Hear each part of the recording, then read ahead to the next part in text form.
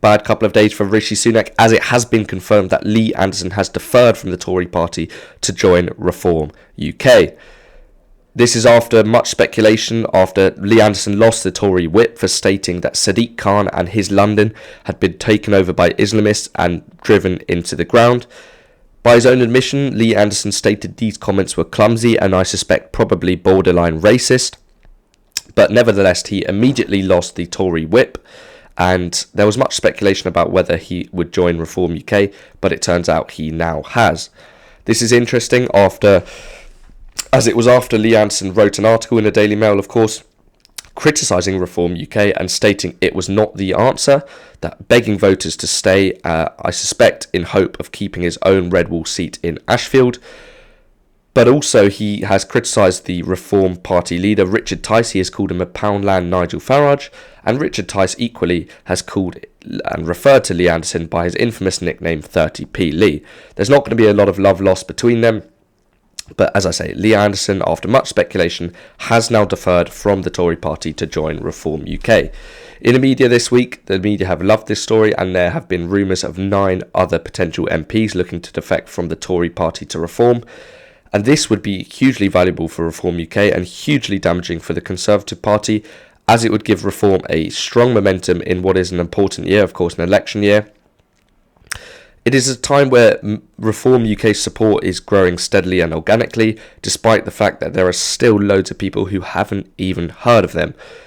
Richard Tice says Lee Anderson will be his champion of the Red Wall, and I suspect Reform will focus their campaign in the Red Wall, focusing on winning over traditional Labour voters who are socially fairly conservative, but economically fairly liberal and left-wing. He will be looking to provide an alternative to the Tories in seeking to win over these traditional Labour voters who have been forgotten by Sir Keir Starmer and his new Labour. This is at a time where Rishi Sunak really is struggling to hold together the Conservative Party.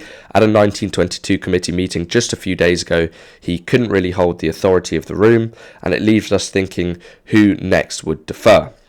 Reform UK are doing well as well, Richard Tice stating that since the defection of Lee Anderson, he has picked up to 750 new members, bringing up to £28,000 into the coffers of Reform UK in what, of course, is an election year. That is all valuable money.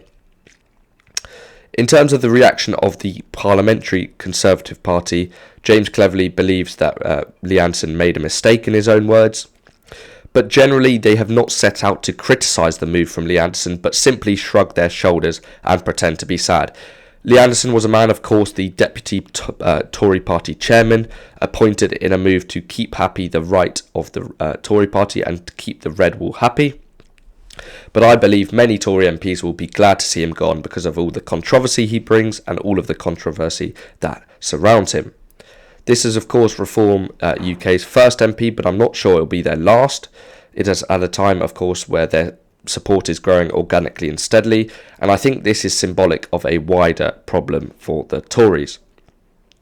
On a slightly different note, but along the same lines, it's been a difficult morning for Rishi Sunak after it was exposed that him and his party have accepted up to £10 million of cash in an election year from a Tory party member who has made racist and derogatory remarks about Diane Abbott, stating she makes him hate all black women and he would like her to be shot. That is, of course, disgusting, racist and misogynistic, but it is allowing Labour to criticise Rishi Sunak, A, for accepting the money in the first place and putting pressure on him to return valuable money in what is an election year. As I say, I think the most important thing about this issue is whether it is symbolic of a wider problem for the Tories, which I believe it is, or whether it is simply the Tory party losing someone who has become a rather unserious member of Parliament.